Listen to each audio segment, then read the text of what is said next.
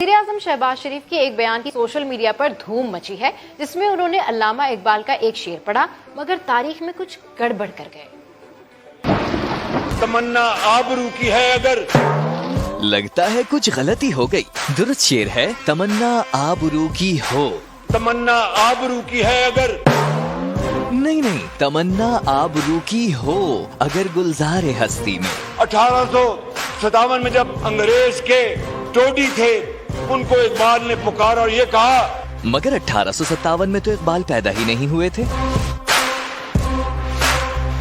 छोटे मियाँ जोश खिताबत में अक्सर सब हिला कर रख देते हैं।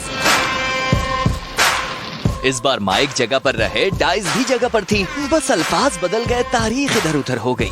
तमन्ना आबरू की है अगर गुलजार हस्ती में।